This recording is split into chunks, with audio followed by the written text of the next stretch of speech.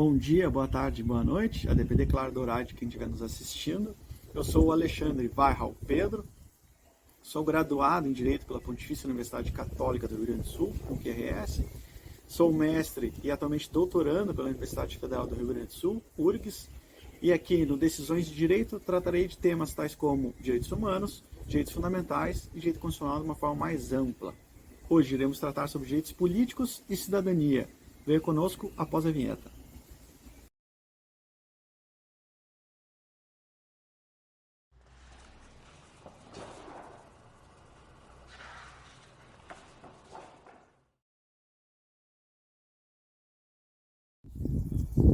Então, o que são direitos políticos, né? Muitos podem estar se perguntando sobre isso, principalmente esse ano que é um ano eleitoral, né? 2022 é o ano de eleições gerais. Também podem muitas pessoas perguntarem, não o que são, mas para que servem direitos políticos. Vamos tentar tratar sobre alguns temas relacionados a isso aqui no nosso vídeo de hoje. Acho que a primeira informação que todos devemos ter é que direitos políticos são direitos humanos e fundamentais. A gente não vai aprofundar agora o que são direitos humanos e fundamentais, mas no futuro vamos fazer isso em outros vídeos. Então é importante já desde já guardar essa informação.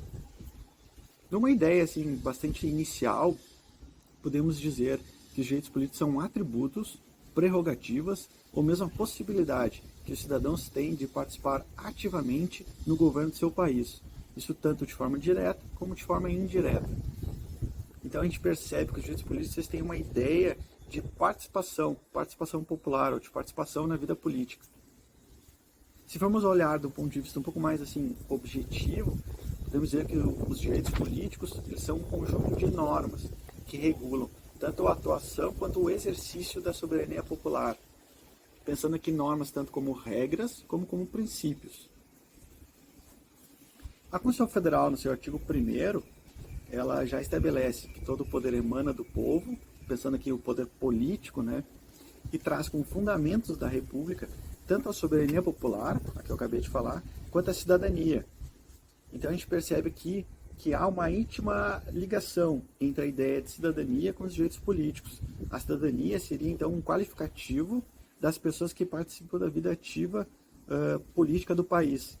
Nesse sentido, o cidadão seria toda aquela pessoa titular de direitos políticos e as pessoas adquiririam a cidadania mediante o alistamento eleitoral. Aqui, se pensarmos na cidadania de uma forma um pouco mais restrita, num conceito um pouco mais restrito. Aqui a gente percebe também que a noção de cidadania ela tem uma ideia intrínseca de pertencimento, tanto por adesão quanto por participação a uma comunidade política. Além disso, né, eu acho que é importante a gente destacar aqui que a cidadania, além de ser um dos fundamentos da República Federativa do Brasil, a Constituição Federal também aponta que o preparo para o exercício da cidadania é um dos objetivos da educação. Se formos pensar, então, cidadania no sentido um pouco mais alargado, podemos dizer que a cidadania é a condição ou mesmo o direito a ter direitos, que ela não se restringiria apenas aos direitos políticos, nesse sentido mais alargado, mais amplo, mas seria composta por ela. Voltando aos direitos políticos, costumamos dizer também que o fundamento, o núcleo fundamental dos direitos políticos é tanto o direito de votar quanto de ser votado. E aqui a gente consegue fazer já uma classificação muito comum quando se trata de direitos políticos, que é a classificação de direitos políticos ativos e direitos políticos passivos. Usando essa classificação, a gente costuma dizer que os direitos ativos, eles abarcam o sufrágio e o voto, então é quando tu ativamente participa, e os direitos políticos passivos são aquelas condições de elegibilidade e as causas de inelegibilidade. Seria o que se precisa para ser um representante, para ser votado.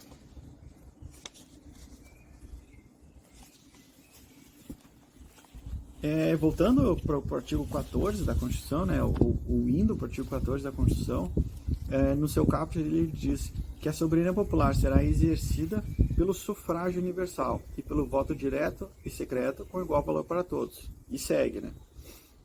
Aqui a gente já percebe, a gente já vê que a universalidade do sufrágio ele é um dos princípios basilares das democracias contemporâneas, das democracias representativas. Se a gente consegue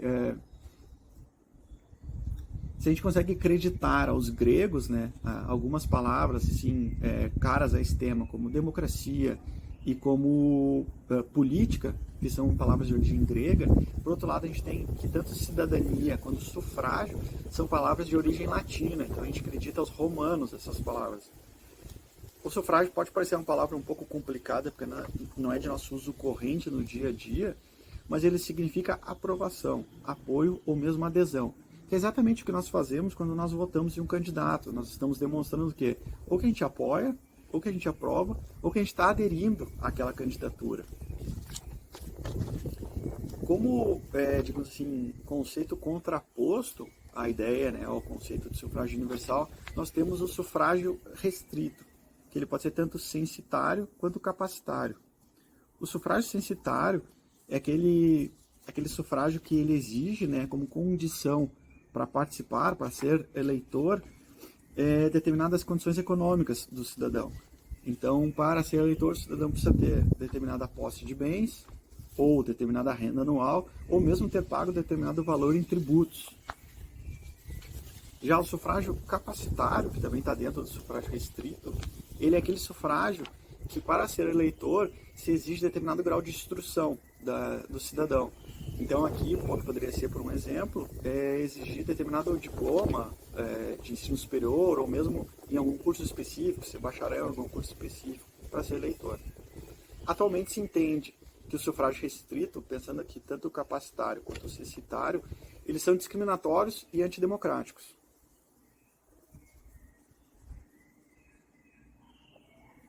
Por outro lado, né, tem-se que quanto mais universal for o sufrágio, mais se está atendendo ao ideal democrático.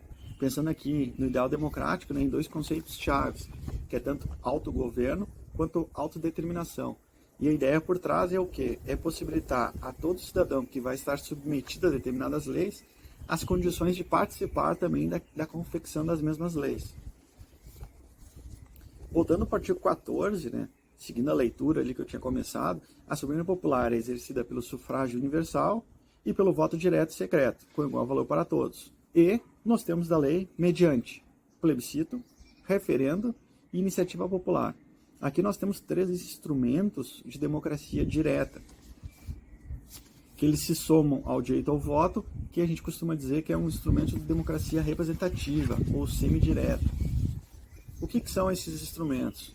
Bom, o plebiscito ele é uma consulta popular prévia a um ato ou um ato administrativo ou um ato legislativo. Já o referendo ele é uma consulta popular posterior.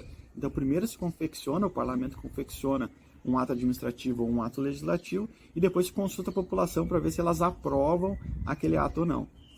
Tanto um quanto o outro, né, tanto o plebiscito quanto o referendo, são convocados por decreto legislativo e a consulta é realizada pela Justiça Eleitoral.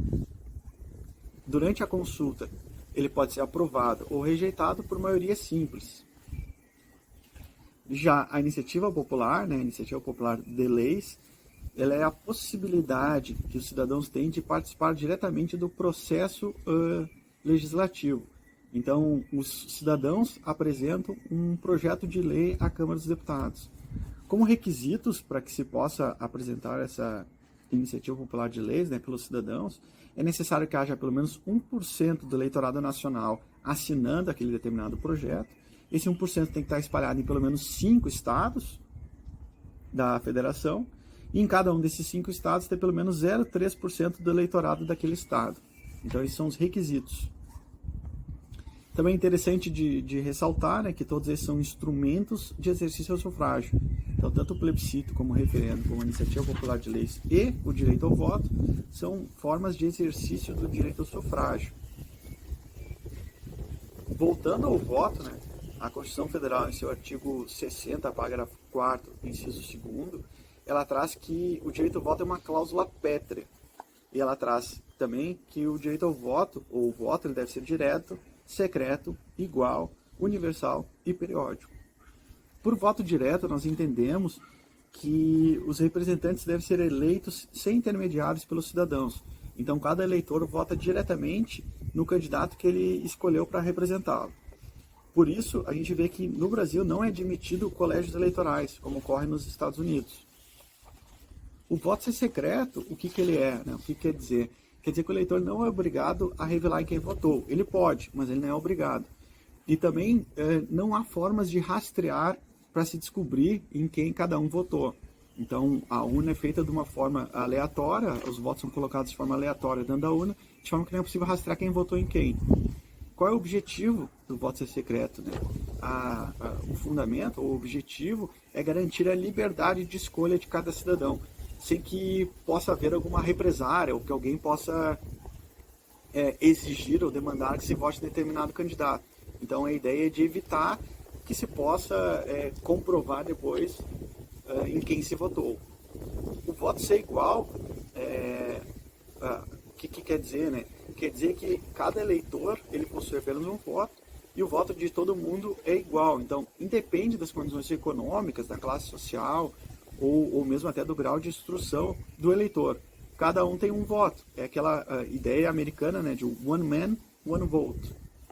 O voto ser universal é aquela ideia de atribuir a todos os cidadãos a possibilidade de votar sem restrições por condição econômica ou mesmo por grau de instrução. O voto ser periódico, ele está relacionado ao regime democrático, como é próprio dos regimes democráticos, que os cargos eletivos eles não sejam vitalícios, então de tempo em tempo tem que haver eleições para que se escolha os seus representantes. Então o voto tem que ser periódico, assim como o mandato eletivo tem que ser periódico. O voto também ele é obrigatório para quem? Para os alfabetizados, maiores de 18 anos e menores de 70. Por outro lado, ele é facultativo para quem? Para os analfabetos, para os maiores de 70 anos e para as pessoas entre 16 e 18 anos. Por fim, não podem votar e nem se alistar, né, ou nem se alistar nem votar, os estrangeiros e os conscritos. Os conscritos são aqueles recrutas que estão em serviço militar obrigatório. Então, apenas para destacar, é só o recruta, só quem se alistou e está naquele serviço inicial de 1 ano. Tanto praças quanto oficiais das Forças Armadas eles têm sim seu direito de voto. Bom, pessoal, em relação a direitos políticos e cidadania, por hoje é isso e nos vemos nos próximos episódios. Até mais!